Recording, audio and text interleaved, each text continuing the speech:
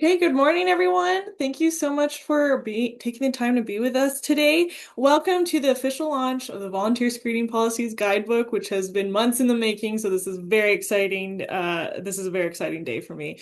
My name is Erin Navarro, and I'll be taking you through our presentation today. My pronouns are she and her, and I am so looking forward to hearing from you all and getting this information out into the world finally.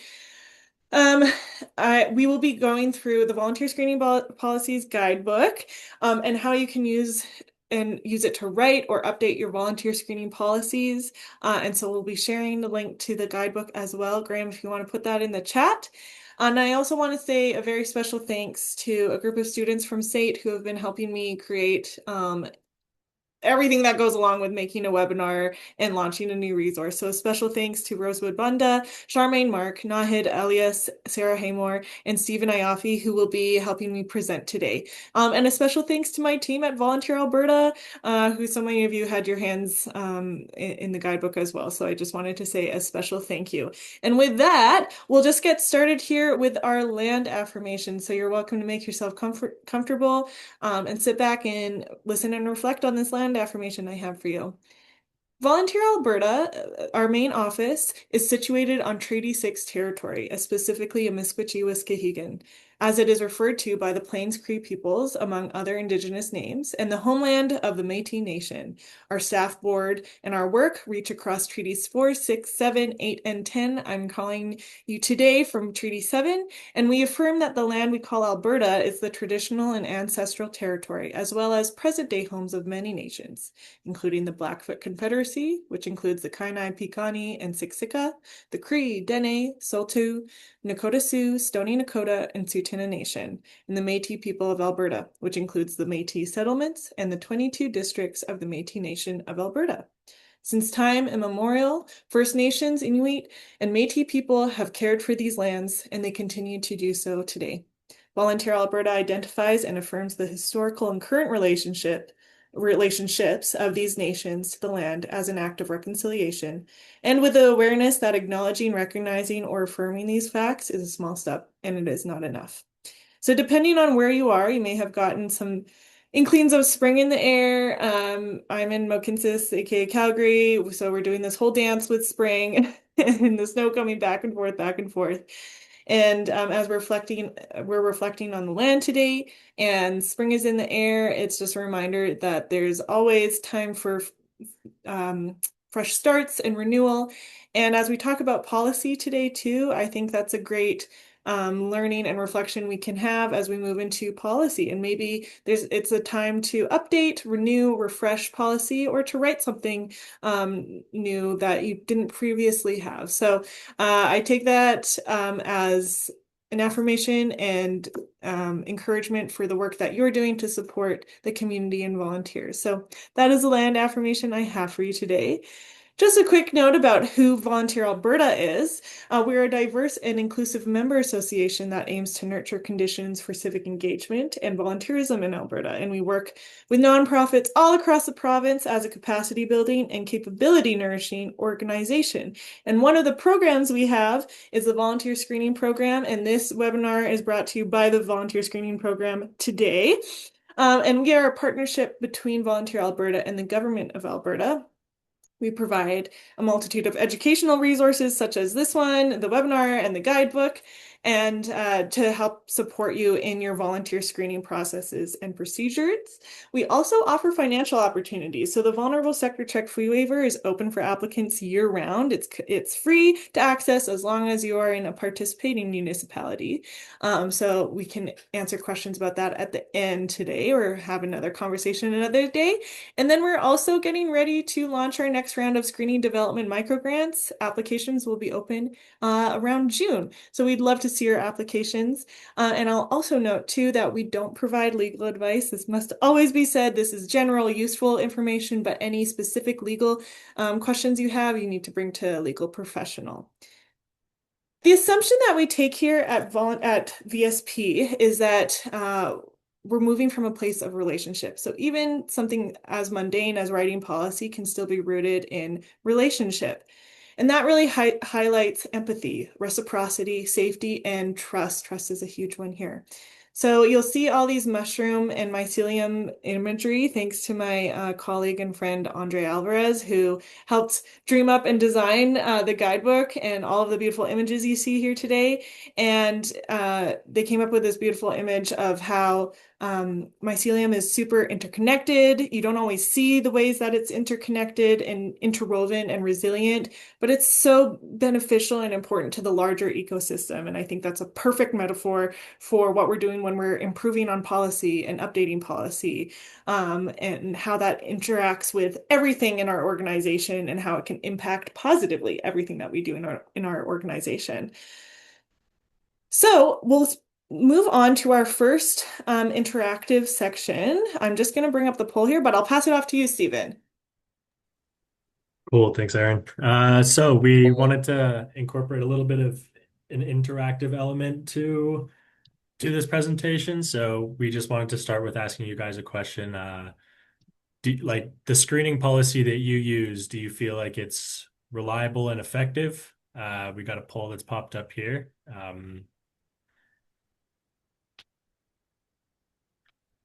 Seeing a lot of agrees, Yeah, it seems like it's generally going to agree. and that's okay if you don't have Um, a screening policy either. That's totally fine.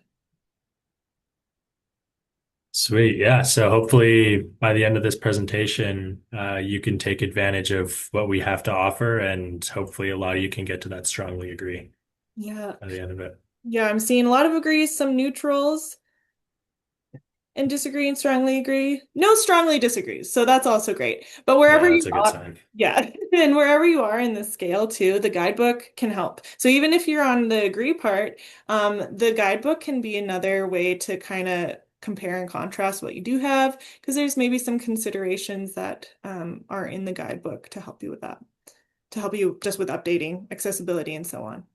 Okay. Okay, we'll keep going. Thanks, Stephen. Here is what the guidebook is going to look like. Graham, I'll just get you to share the link right now if you've been snooping around our resource library. It was out yesterday, technically, but this is the official launch. So the full guidebook is there for you to use, and it's there for you to have on, the side of your desk and to come back to whenever it is right for you to do so. We are also going to be sharing this webinar recording on our resources library. But if you are registered, I'll share out the webinar recording. And we also have an audio recording. It's a YouTube video, but it's just the audio. So you can listen to the full guidebook if you're on the go, if you're running errands or going on a walk or driving somewhere, you're also welcome to listen to it. So we tried to offer some other options for accessing the content. The reason why we made this in the first place, though, we've heard for a couple years now that this is your request for something out there to help with policy development.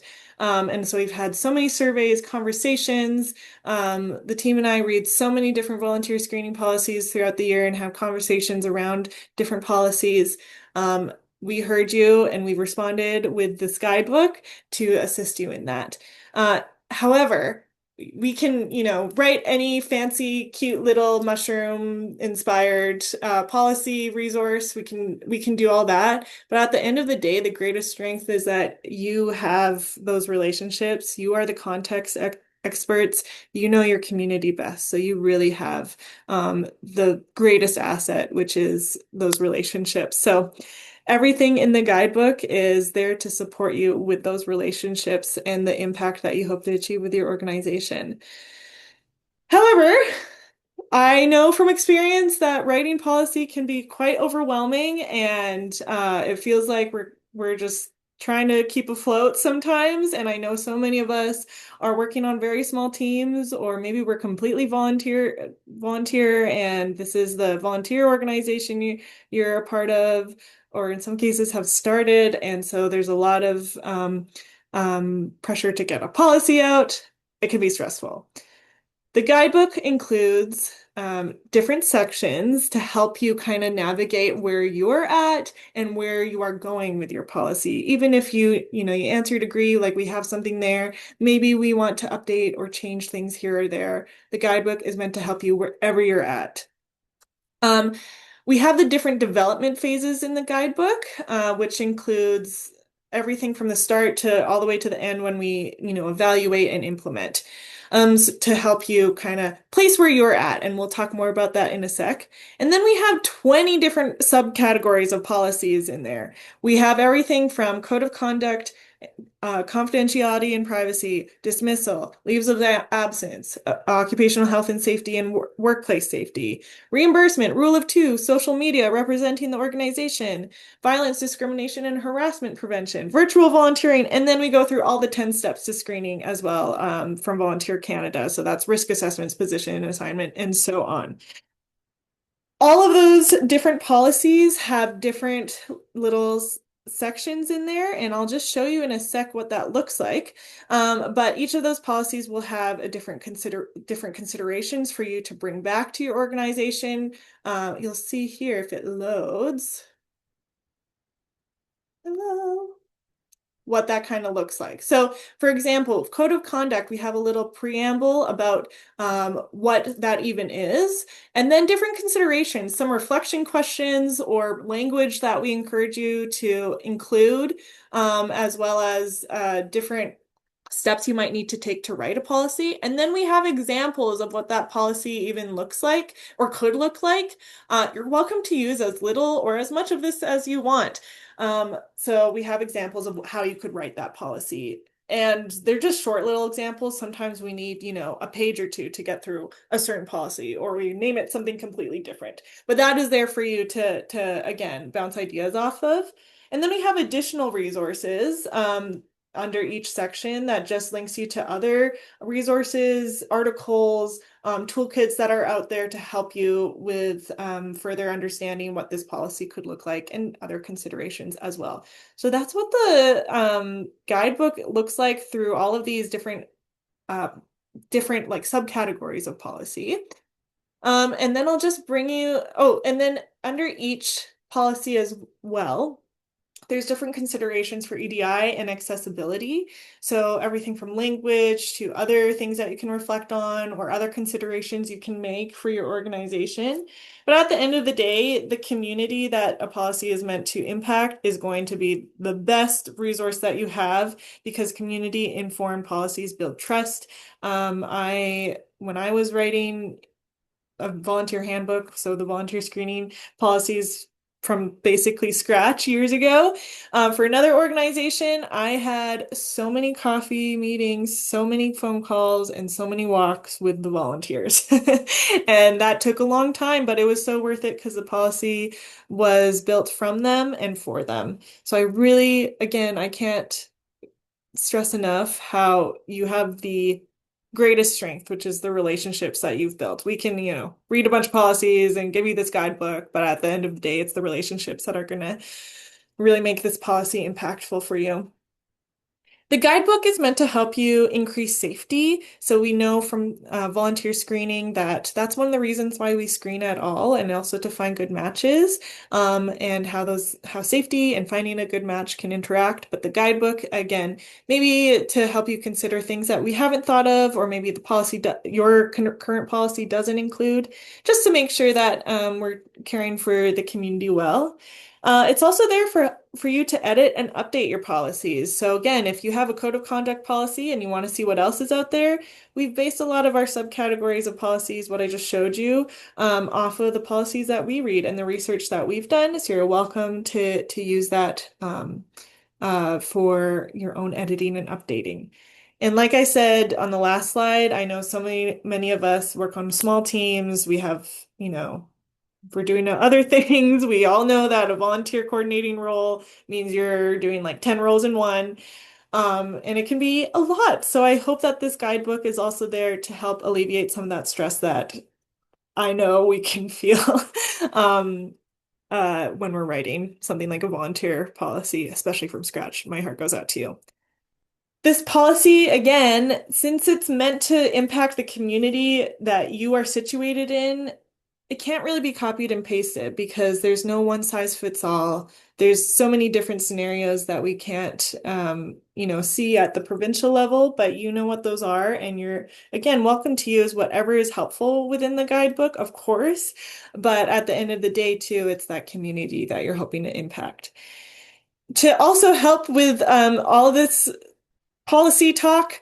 Next week, I know a few of you have signed up, but next week I have Monday and Wednesday, so March 23rd and March 25th, open for one-on-ones to chat with you. So if you feel like that'd be helpful, you're writing a certain policy and you want another pair of eyes. Again, I know so many of us work on teams of one, maybe two people. I'm happy to be that other set of eyes for you.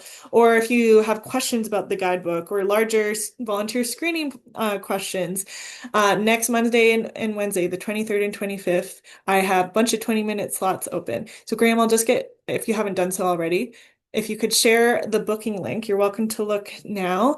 But I would love, love, love to chat with you. I love talking about volunteer screening policies. So you found the right nerd out there to talk with you through what you're writing. So please book your one-on-one, and I know some of you have done that already. So thank you. So I mentioned too that the guidebook has different phases of policy writing. This is again to help situate you when we feel like we have to get right into writing. Writing doesn't come until later. There's so much that can happen before to set you up for success when you start writing.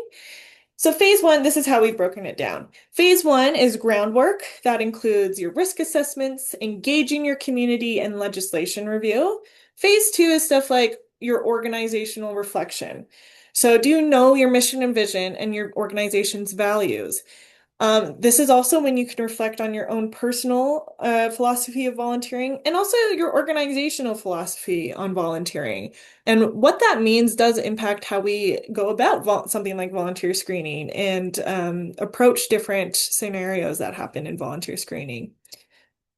So how do you approach screening? That's what you're figuring out in phase two. And then also having a good understanding of your philosophies of volunteering can also help you explain later on, once you've implemented a policy, why those policies even exist. So a volunteer goes, why do you have something like a code of conduct policy? You can go, oh, we're really focused on safety, and one of our values could be care, and so we want to make sure that everyone is committed to each other and caring for one another, whatever that looks like. That's just an example.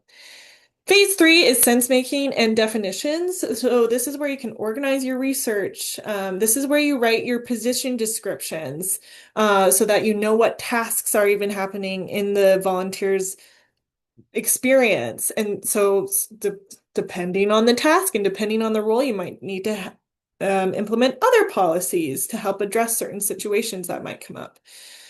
This is where you're also defining who a staff is, who a volunteer is, the beneficiaries of your program, and anything else that needs to be clarified. And then we get to phase four. We're not writing until phase four. Yeah, we're taking notes and collecting, information and everything. Phase four is when we begin to write. And so this is where you can start organizing by the different policy areas for screening or programming that you want to address, the general structure. Are you going to do preamble for each policy or make it a bit more point form? There's no one right way to do that. But this is when you can start, structuring all of that good research and all of those conversations you've had in the previous phases. And then the last phase is implementation and ongoing evaluation. And this is when you schedule in an update for the policy. And also this is when you can go all the way back to phase one and two every once in a while. Oh yeah, how is this policy affecting our mission and vision? Is it helping us achieve that or maybe preventing us from achieving our mission and vision? And you can bounce around anywhere in these phases. So maybe you go to phase two and our values are this, and this is my own philosophy of volunteering. Okay, I want to have another conversation with this other volunteer who's been around for a long time, and I want to see what their perspective is. So there's no one right way to do it. You can bounce all around these different phases, but hopefully that also helps position you somewhere so that, again, you don't feel like you have to get something out there right away. There's so many things that go into writing a policy. Over to you, Stephen. All right. So, thanks, Aaron, for kind of going through all the phases that we have. I guess, so our next question is, what phase do you feel like you are at? I'll get you guys to react using the emojis in the reactions. Um, yeah, so just let us know if you guys are still figuring out your groundwork, your organizational reflection, your sense making and definitions, if you're in the writing stage, or if you're ready to implement it.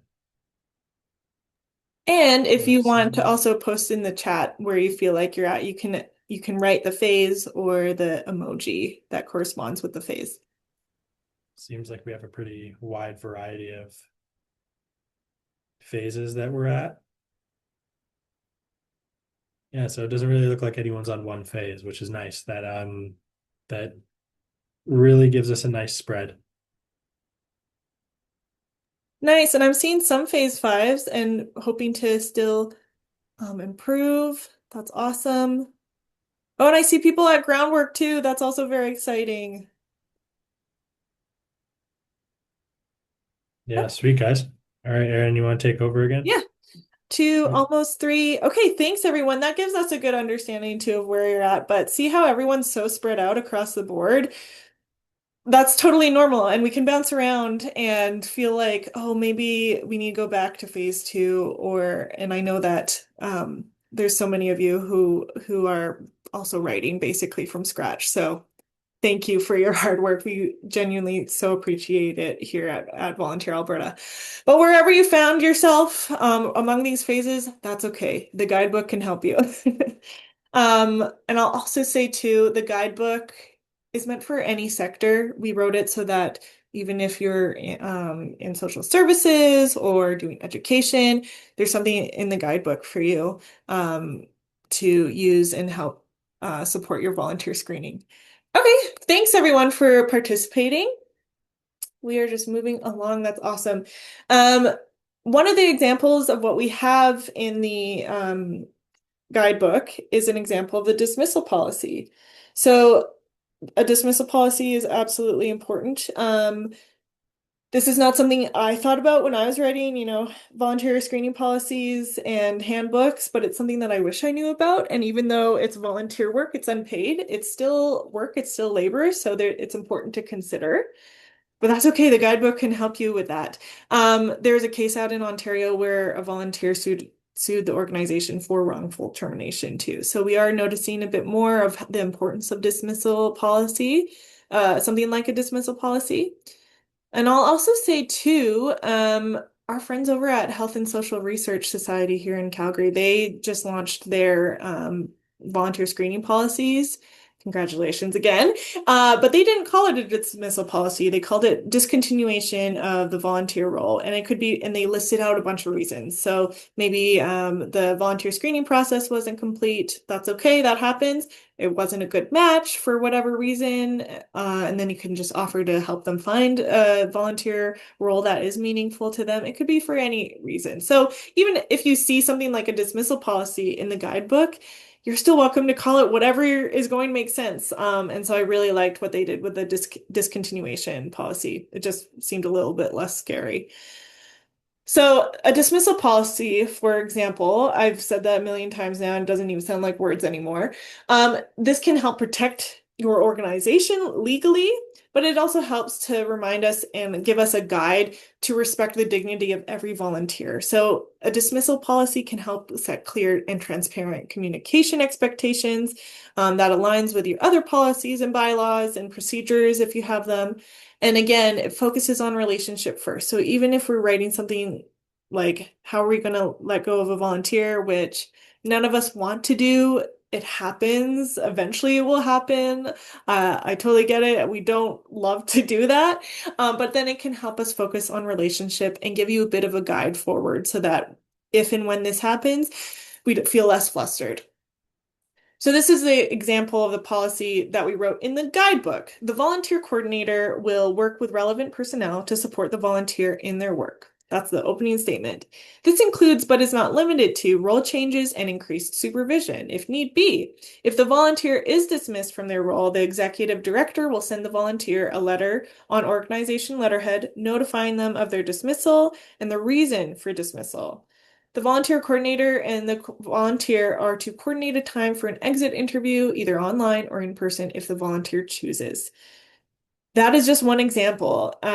If you wanted to do a bit more, maybe you could add on, these are the reasons for dismissal. We support in every way that we can and through conversations, through supervision, and then you can get into the procedures of what that looks like. But the policy can also outline what you can do, what you want to do if the situation arises. So something like this, maybe you have something like a dismissal in there in your policies already, or maybe you don't. Great time to book a one-on-one with me and we can chat about it more and have those conversations. And I'm happy again to review and give that other perspective, which I know can feel so much it can help feel make it feel way less overwhelming, which policy writing is a lot. It's totally okay. Another example we have, so again, we go through all of the 10 steps of screening, and one of those is position assignment. Now, you might not even want to call it position assignment. You might have, a general recruitment policy, what that looks like, and then just include it under there. We do list out a recruitment policy and what that could look like. But there's so many ways to do this, right? Like you can name it whatever you want. You can have it in a different category. That's up to you and your organization. Having something like a position assignment policy, though, can help provide clear role descriptions so volunteers understand their responsibilities and impact. So just saying like every volunteer is provided with a role description upon, being assigned to the role. That's one example. It helps ensure a fair and transparent selection process as well that matches skills with organizational needs. Maybe that, again, it could be under your larger recruitment policy, but here we've listed out as a position assignment. And it also helps to treat all applicants with care and respect, even when they are not the right match. And that's okay. Sometimes they'll be a better match for your friends over at that organization, and you can refer them there. Not everyone's a good match for your organization, but they still can volunteer somewhere. Um,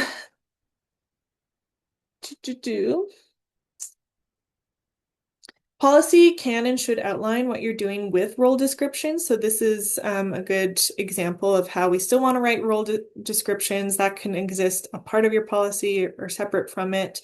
That's okay. But I just recommend to whenever you're writing in the middle of writing policy, make sure to have those role descriptions. It can help influence what policies you include in your larger document. And then it also, when you list out tasks and the volunteer knows what tasks they're part of, it I recommend that just so that they're covered under the Freedom to Care Act, which I recommend that if you don't know what that is and you're working with volunteers, definitely go and check out the Freedom to Care Act.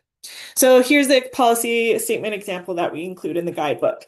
After a volunteer submits a volunteer application and completes an interview, the volunteer coordinator will work with other staff and volunteers to determine the best match. If the role is open, the volunteer coordinator will email the volunteer with all relevant information regarding the role, along with a confidentiality and code of conduct form.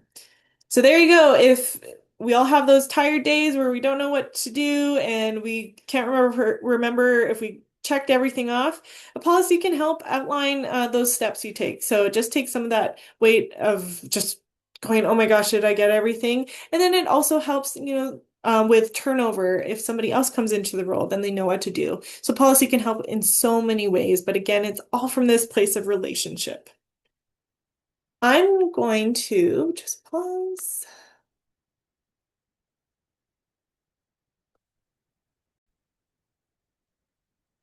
Okay, so we went through a really quick overview of what's in the guidebook. It is, I think, about 30 pages, so there's lots in there.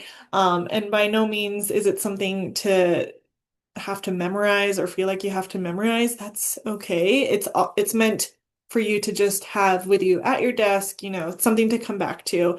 Policy is never fully done. That's the good and bad news, but we can always go back and update.